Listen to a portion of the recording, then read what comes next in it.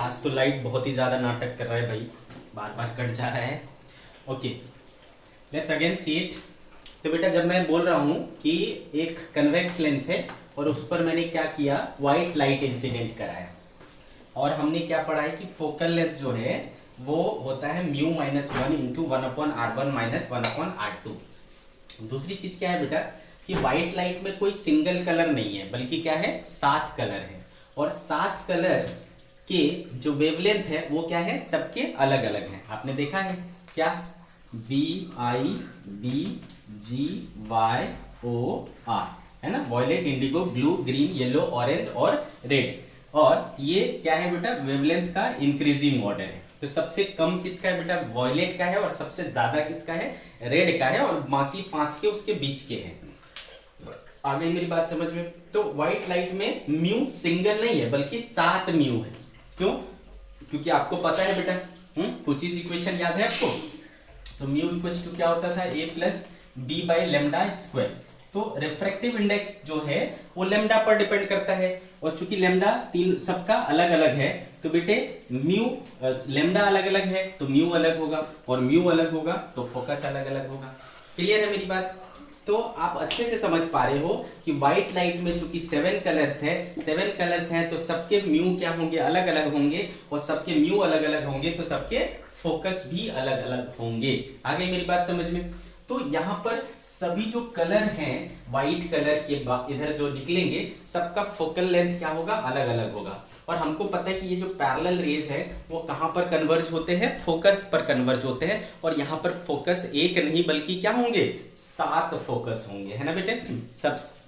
सभी कलर के अपना अपना फोकस होगा, तो देयर विल बी 7 फोकस। ठीक है, तो आपकी जो लाइट है वो क्या हो जाएंगे, बढ़ जाएंगे, और 7 अलग अलग पॉइंट पर कन्वर्ज होंगे, है ना बेटे, 7 अलग अलग पॉइंट पर कन्वर्ज होंगे।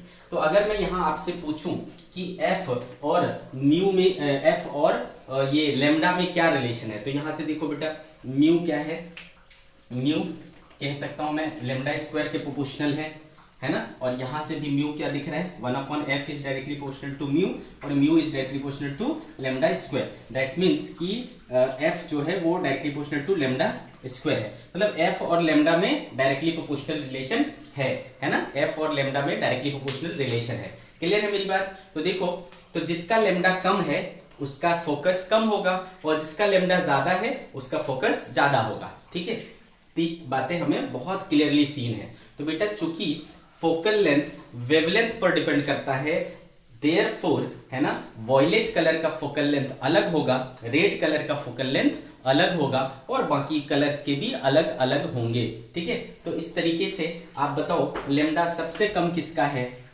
लेमडा सबसे कम वॉयलेट का है, तो सबसे करीब कौन सा होगा बेटा, वॉयलेट होगा, और सबसे ज्यादा लेमडा किसका है, रेड का, तो सबसे लंबा फोकस किसका होगा, रेड का, तो रेड जो है वो कहाँ आएंगे, इधर आएंगे। आ गई मेरी बात समझ में? तो ये जो रेज है हमारे वो यहां से लेकर के यहां तक में बट जाएंगे, है ना, वॉयलेट से लेकर के रेड तक। तो हमारे रेज जो हैं वो किसी एक पॉइंट पर नहीं कन्वर्ज हो करके वो अलग अलग पॉइंट पर कन्वर्ज होंगे, और हमारा जो इमेज होगा वो एक पॉइंट पर फोकस्ड इमेज ना हो करके, है ना, अपना बिखरा हुआ इमेज बनेगा। प्लस, है ना, क्योंकि कलर पूरी तरीके से सेपरेट हो चुके हैं तो कलरफुल, है ना, ये मिलेगा, कलरफुल इमेज मिलेगा, वाइट नहीं रह जाएगा। हमने ऑब्जेक्ट वाइट रखा था लेकिन इमेज मेरा वाइट नहीं रहेगा, बल्कि क्या हो जाएंगे, उसमें कलरफुल रिंग्स दिखाई देंगे, कलरफुल बैंड्स दिखाई देंगे। आगे मेरी बात समझ में? तो इस तरीके से इमेज जो है हमारा क्या हो गया, ब्लर्ड हो गया, कलर्ड हो गया, और इसको हम लोग कहते हैं क्रोमेटिक एबेरेशन। क्रोम मतलब क्या होता है बेटा, कलर। पहले व्हाइट था मतलब नो कलर, अब क्या हो गया बेटा, कलर्स बट गए, डिस्पर्शन हो गया, आप एक तरीके से कह सकते हो। व्हाइट लाइट डाला था और 7 अलग अलग कलर्स हो गए। तो मैंने आपको पहले भी बोला था बेटा कि लेंस भी एक प्रिज्म के जैसा काम करता है ना, तो इसने प्रिज्म वाला काम किया, डिस्पर्शन का काम किया, लाइट डिस्पर्स हो गया, और डिस्पर्स होकर के एक पॉइंट नहीं बल्कि अलग अलग पॉइंट पर आ गए। ठीक है, तो इमेज आपको ब्लड और कलर्ड दिखाई देंगे। इस तरीके के जो डिफेक्ट होते हैं उसको हम लोग क्रोमेटिक एबेरेशन कहते हैं। ठीक है, तो चलो क्रोमेटिक एबेरेशन को हम लोग लिखते हैं। When white light is passed through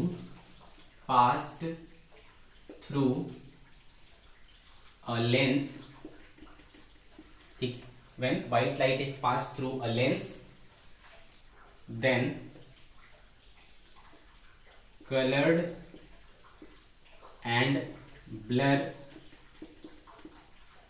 image is obtained. This is known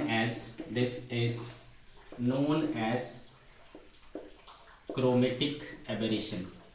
Chromatic aberration, ठीक है बेटे, इसको अपन क्या कहते हैं? क्रोमेटिक एबेरेशन कहते हैं। इस चीज को भी ध्यान रखना है। पास में किसका होगा? वॉयलेट का होगा, और दूर में किसका होगा? रेड का होगा। क्लियर है? अब फोकल लेंथ किसका पास में होगा बेटा? तो ये डायग्राम याद रखना। Violet is nearer to focal lens and red is farther to lens. ठीक है, तो इसको मैं नोट करके लिख देता हूं। Violet colour is converged nearer to lens, and red color is converged away from the lens. आगे मेरी बात समझ में? इतनी कहानी। और इसके बीच का जो ये लेंथ है ना बेटा, ये length F R minus F B, ठीक है, इसी को कहते हैं क्रोमेटिक एबेरेशन। ये जो लेंथ आएगा क्रोमेटिक एबेरेशन कहलाएगा। ठीक है बेटा, F R minus F B, F R minus F B chromatic aberration.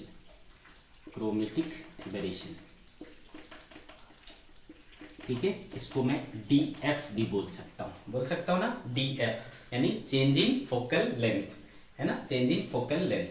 F R minus F B दोनों एक्सट्रीम्स के बीच का जो डिस्टेंस है, क्रोमेटिक एबेरेशन हो गया। आगे मेरी बात समझ में?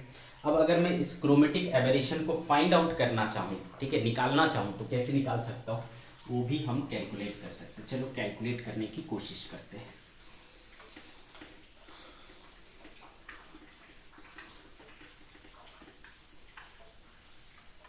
ठीक है, तो बेटे चूंकि आपको पता है, मान लो लेट एफ और म्यू, ठीक है, एफ और म्यू क्या है?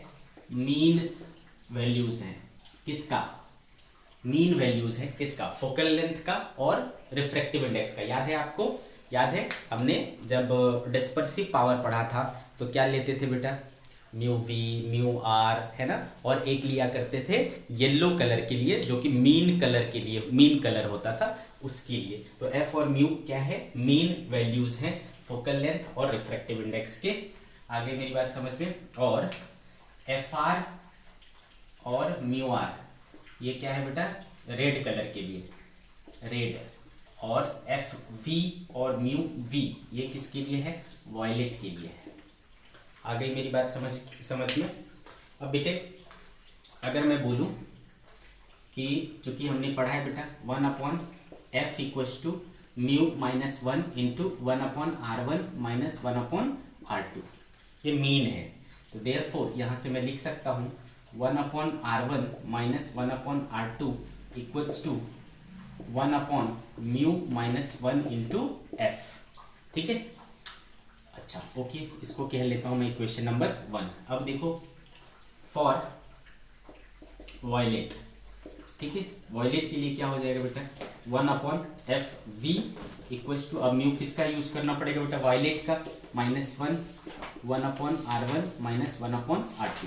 अब देखो ये 1/r1 माइनस 1/r2 की वैल्यू की जगह ये रख सकता हूँ बेटा, तो ये हो जाएगा म्यू v माइनस 1 अपॉन क्या हो जाएगा? Mu minus 1 into F.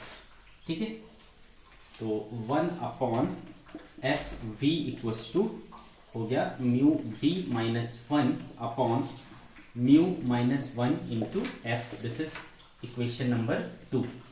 ठीक है, this is equation number 2। Similarly आप रेड के लिए वो कर सकते हो, 1 upon F R equal to क्या हो जाएगा बेटा, mu R minus 1 upon mu minus 1 into F. This is equation number 3। कोई दिक्कत है, मेरी बात समझ में आ रही है आपको? तो देखो 1 अपॉन एफ भी और 1 अपॉन एफ आर। अब इन दोनों में से अगर मैं पूछूं कि 1 अपॉन एफ भी बड़ा कि 1 अपॉन एफ आर बड़ा, तो चूंकि एफ बी छोटा है तो 1 अपॉन एफ बी क्या होगा, बड़ा, और एफ आर बड़ा है तो 1 अपॉन एफ आर क्या होगा, छोटा। तो ये बड़ा है और ये छोटा है, तो हम इन दोनों को क्या कर देते हैं, माइनस। ठीक है, तो therefore 1 upon F V minus 1 upon F R equals to क्या हो जाएगा बेटा, तो 1 अपॉन एफ बी की वैल्यू ये है, तो mu V minus 1 upon mu minus 1 into F minus क्या हो जाएगा बेटे, mu R minus 1 upon mu minus 1 into F. ठीक है, ऐसा आ गया। अब इसको और सिंप्लीफाई करें तो क्या हो जाएगा, इस वैल्यू को मैं इधर लिख देता हूँ, 1 upon R1 minus 1 upon R2 equals to 1 upon mu minus 1 into F. ठीक है,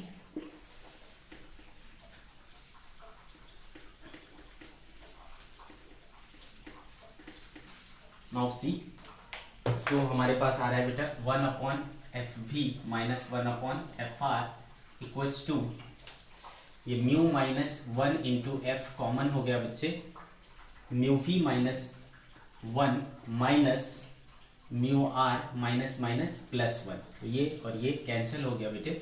इसको मैं 1 F R minus F V upon F V F R बोल सकता हूँ equals to mu V minus mu R upon mu minus 1 into F.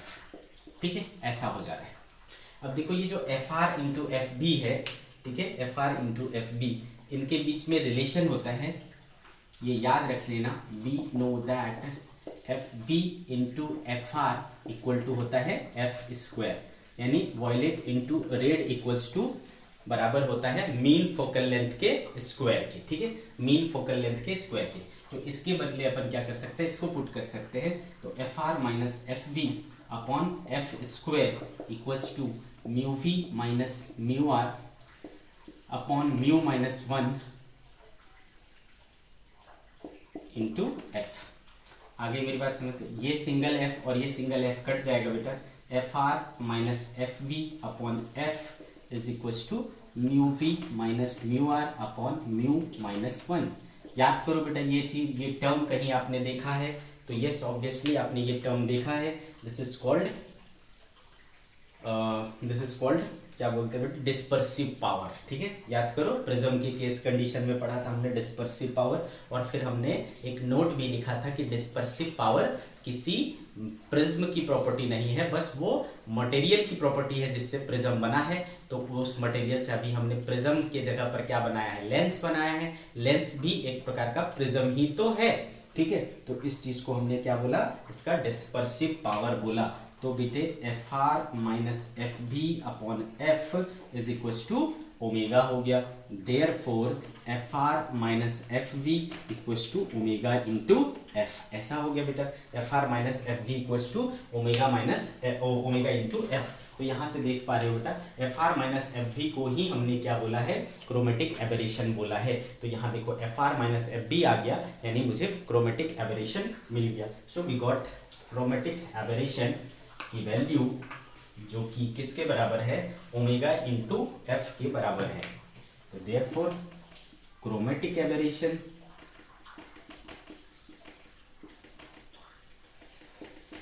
जो क्या होता है, F R minus F B होता है, वो किसके बराबर है, ओमेगा इंटू एफ के बराबर है। तो इस रिजल्ट को आपको अच्छे से याद रखना है बेटा, क्रोमेटिक एबरेशन है ना, F R minus F B equals to omega into F. Okay, ठीक है। तो ओमेगा क्या है बेटा, डिस्पर्सिव पावर, यानी क्रोमेटिक एबरेशन जो है प्रोडक्ट के बराबर होता है इसके dispersive power into mean focal length, mean focal length. ठीक है, डिस्पर्सिव पावर और मीन फोकल लेंथ के बराबर होता है आपका क्रोमेटिक एबेरेशन। तो ये रही बात बेटा कहानी क्रोमेटिक एबेरेशन की। क्लियर है?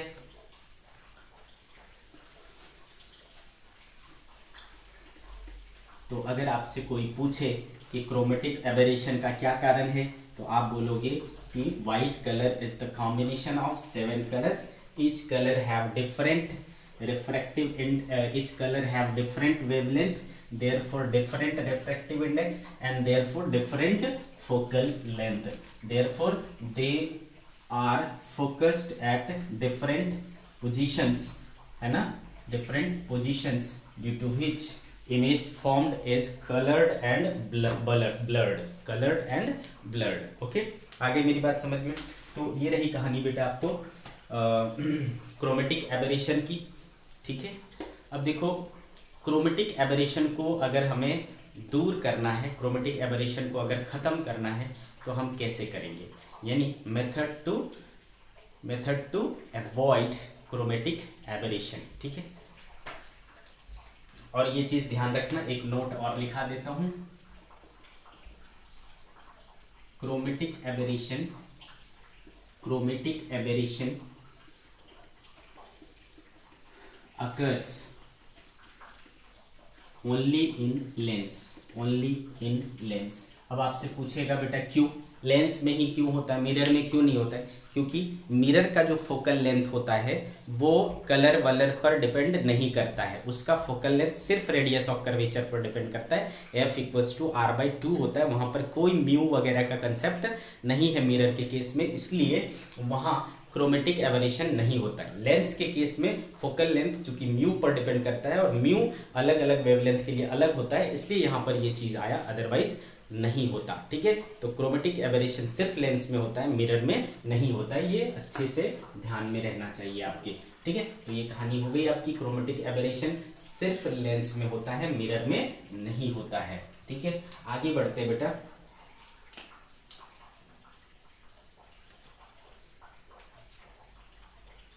Method to remove chromatic aberration. अब आप सोचो बेटा, क्रोमेटिक एबेरेशन के कारण क्या हो रहा था? क्रोमेटिक एबेरेशन के कारण आपका जो लेंस था, लेंस जो इमेज फॉर्म कर रहा था वो क्या बना रहा था? कलरफुल बना रहा था। आपने क्या डाला था? वाइट लाइट डाला था, है ना, यानी नो कलर, और उधर क्या मिल रहा था आपको? सेपरेट कलर्स मिल रहे थे, है ना, सेपरेट कलर्स मिल रहे थे, कलरफुल। तो अगर मैं चाहता हूं कि मैंने वाइट लाइट डाला है और उस तरफ भी वाइट लाइट ही आए, मतलब कलर खत्म हो जाए, है ना, तो इसके लिए हमको क्या करना पड़ता है? आपने जो वहां पर याद करो प्रिज्म में पढ़ा था कि एक ऐसा कॉम्बिनेशन करते थे, प्रिज्म का कॉम्बिनेशन, जिसमें एक क्रोमेटिक कॉम्बिनेशन करा करते थे, एक क्रोमेटिक कॉम्बिनेशन जिसमें डिस्पर्शन नहीं होता था, डेविएशन होता था। ठीक है, तो डेविएशन विदाउट डिस्पर्शन वाला एक केस पढ़े थे। तो डेविएशन विदाउट डिस्पर्शन, यानी डिस्पर्शन नहीं हुआ तो कलर बटे नहीं, तो आपको क्या दिखेगा? व्हाइट का व्हाइट ही दिखेगा, है ना, व्हाइट का व्हाइट ही दिखेगा, मतलब नो कलर। ठीक है, तो इसको कहते हैं बेटा एक क्रोमेटिक कॉम्बिनेशन। तो इस चीज को जहां पर वहां पर पढ़े थे, है ना, डेविएशन विदाउट डिस्पर्शन, उसको आप ऑब्लिक में एक क्रोमेटिक कॉम्बिनेशन भी बोल सकते हो, क्योंकि वहां पर कलर नहीं रहे। तो यहाँ पर भी अपने को क्या करने की जरूरत है? एक क्रोमेटिक कॉम्बिनेशन करने की जरूरत है। जैसा कि मैंने आपको बोला, लेंस भी प्रिज्म की तरह ही होता है। तो जैसा आपने प्रिज्म का कॉम्बिनेशन किया था, लेंस का भी ऐसा कॉम्बिनेशन करो जिससे कि आपको एक क्रोमेटिक कॉम्बिनेशन मिले, है ना, एक क्रोमेटिक कॉम्बिनेशन मिलेगा, तो यानी कलर नहीं मिलेंगे और ये वाली समस्या आपकी दूर हो जाएगी। तो क्रोमेटिक एबेरेशन को दूर करने के लिए दो लेंस का कॉम्बिनेशन यूज किया जाता है, और उस कॉम्बिनेशन को हम लोग क्या कहते हैं? एक क्रोमेटिक कॉम्बिनेशन। तो आप इसमें लिखेंगे by achromatic combination of lenses, एक chromatic combination of lenses. Lens के एक क्रोमेटिक कॉम्बिनेशन के द्वारा आप क्या कर सकते हो? क्रोमेटिक एबेरेशन को दूर कर सकते हो। अब हमें देखना है कि कि एक क्रोमेटिक कॉम्बिनेशन करने के लिए, है ना, क्या कंडीशन होगा। तो now we have to see condition for achromatic combination of lenses. ठीक है बेटा, एक क्रोमेटिक कॉम्बिनेशन ऑफ लेंसेस। तो मान लिया हमने कि एक लेंस यूज किया बेटा, जिसका एक लेंस यूज किया और इसके बगल में हमने दूसरा लेंस यूज किया। दूसरा लेंस जो हमने यूज किया वो है कनकेव। एक हमने कन्वेक्स यूज किया और दूसरा कनकेव, कन्वेक्स और एक कनकेव, ऐसे दो लेंस यूज किए। आगे मेरी बात समझ में। इसकी सारी quantities, mean focal length F है, म्यू आर, म्यू वी और म्यू। ठीक है, तो ये क्या हो गया बेटा, mean refractive index, mean focal length, और ये हो गया आपका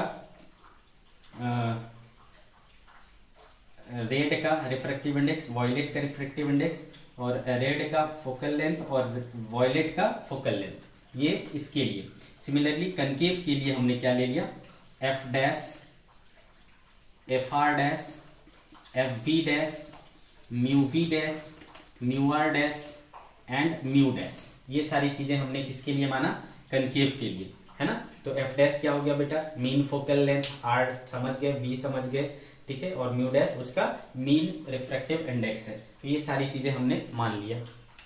ओके, अब बेटा फॉर लेंस वन अगर मैं बोलूं बेटे कि वॉयलेट के लिए 1/f_v लिखो, ठीक है। तो हमने देखा म्यू -1 है ना, 1/r1 - 1/r2। तो यहाँ पर म्यू कौन सा लगेगा बेटा, वॉयलेट वाला लगेगा। तो म्यू v -1, और याद करो अभी इसके जस्ट पीछे में 1/r1 - 1/r2 की वैल्यू आई थी म्यू -1 × f आया था बेटा। तो 1/f_v इक्वल्स टू आया this much, mu v -1 mu -1 × f। Clear है मेरी बात। This is equation number 1। Similarly बेटा एफ वी डैश के लिए, है ना, सेकेंड लेंस के लिए क्या हो जाएगा, for the second lens, for Lenz 2, अच्छा चलो इसको रहने दो, ये आपका हो गया 1/f_v। सिमिलरली बेटा 1/f_r क्या हो जाएगा, तो f_r हो जाएगा म्यू r -1/म्यू -1 × f। ठीक है, दिस इज इक्वेशन नंबर 2। अब सिमिलरली अपन फॉर लेंस 2 करेंगे। फॉर लेंस 2 1/f_v, यहाँ पर क्या लिया है हमने, डैश लिया है, तो ये हो जाएगा बेटा म्यू v डैश -1/म्यू dash -1 × f dash. Similarly 1/f_r dash equals to क्या हो जाएगा बेटा, म्यू r डैश -1/म्यू डैश -1 f डैश। ठीक है, this is equation 3, this is equation 4। कैसा हो गया बेटा, आ गई मेरी बात समझ में। तो यहाँ पर कॉम्बिनेशन ऑफ लेंसेस है बेटा, कॉम्बिनेशन ऑफ लेंसेस है, तो इसका मतलब हुआ मैं जो भी रेज डालूंगा इसके ऊपर, ठीक है, इस तरीके से, तो जो वॉयलेट कलर होगा, है ना, वॉयलेट कलर वो एक जगह आकर के ये होगा, तो इस कहाँ पर आकर फाइनली कहाँ आएगा, जो उसका कॉम्बिनेशन का फोकल लेंथ होगा। तो ये मान लो कॉम्बिनेशन का फोकल लेंथ है FV। ठीक है, क्या है, FV। तो बेटे कॉम्बिनेशन निकालना आता है अपने को, है ना।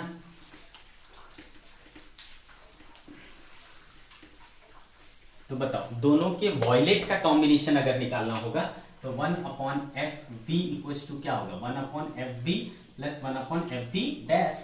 तो 1/f_v देखो क्या है, 1/f_v है म्यू v -1 म्यू -1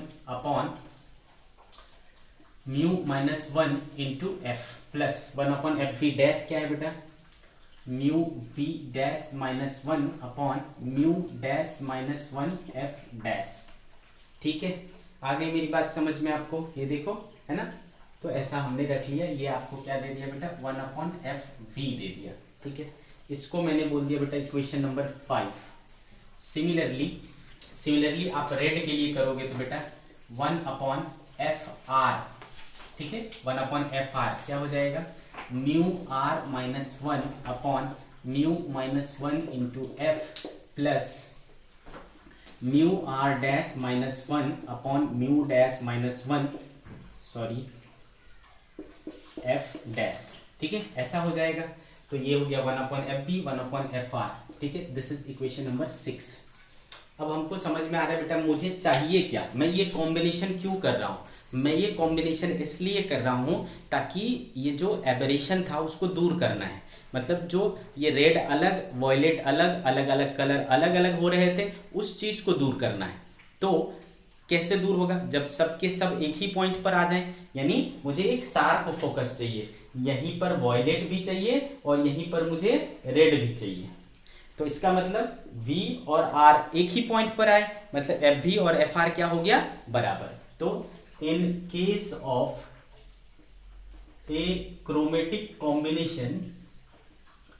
कॉम्बिनेशन क्या हो जाना चाहिए, FR बराबर होना चाहिए FB के, देयरफॉर 1/FR भी बराबर होना चाहिए 1/FB के। तो इनको और इनको क्या कर लो, बराबर कर लो। तो देयरफॉर फ्रॉम इक्वेशन 5 and 6, ठीक है, 5th और 6th से आपको क्या मिल जाएगा बेटा,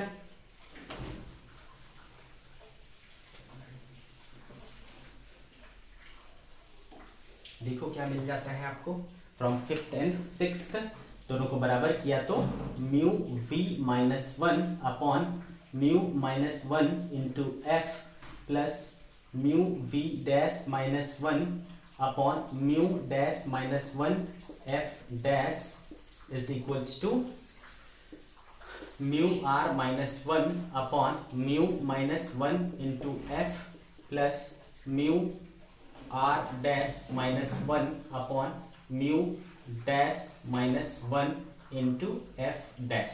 ऐसा हो गया बेटा, इन सबको इधर ले चलो।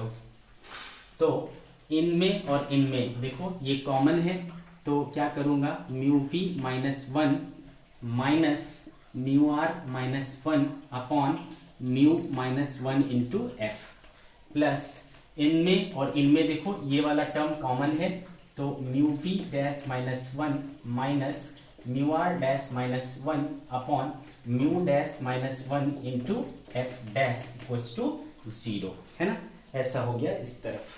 तो देखो बेटे इसको एक्सपांड करोगे तो -1 और ये +1 कैंसिल हो जाएगा, तो बचेगा क्या, μv minus μr/μ-1 into F plus इधर देखो क्या मिलेगा, μv डैश माइनस μr-1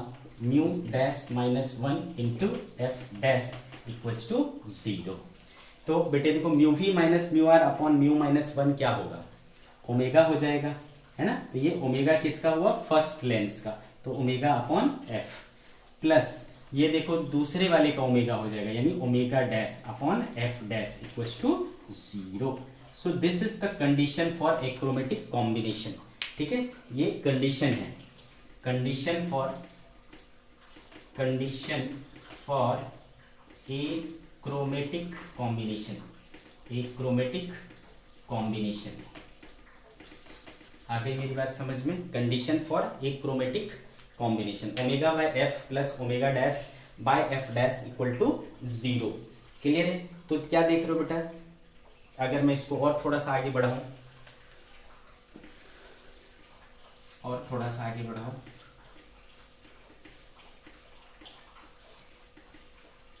तो मैं इसको क्या लिख सकता हूं, omega by F equals to minus omega dash by F dash, या फिर मैं क्या लिख सकता हूं, omega F dash equals to minus omega dash F, ठीक है, यानी पहले का डिस्पर्सिव पावर इंटू दूसरे का mean focal length equal to क्या है बेटा, माइनस ऑफ दूसरे का डिस्पर्सिव पावर इंटू पहले का फोकल लेंथ, ठीक है बेटा। इसको इससे याद रखने से अच्छा यही याद रखो, यही बेटर है, ठीक है। तो ओमेगा बाय एफ यानी ratio of dispersive power and focal length, ratio of dispersive power and focal length क्या है, दोनों के लिए इक्वल एंड अपोजिट है। रेशियो ऑफ है ना। तो यहाँ से ये देखो माइनस साइन क्या शो कर रहा है बेटा, माइनस साइन क्या शो कर रहा है, ये शो कर रहा है कि दोनों लेंस जो है वो अपोजिट नेचर के होने से चाहिए, both lens should be of opposite nature, ठीक है। मतलब दोनों आप अपोजिट नेचर, दोनों के दोनों कन्वेक्स या दोनों के दोनों कनकेव नहीं ले सकते। एक को आप अगर कन्वेक्स लेते हैं तो दूसरे को कनकेव लेना पड़ेगा, एक कन्वेक्स तो दूसरा कनकेव, ऐसा कॉम्बिनेशन बनाना पड़ेगा। ये आपको नेगेटिव साइन शो करना है, कर रहा है, ठीक है। तो ये चीज़ आपको ध्यान में रखना है।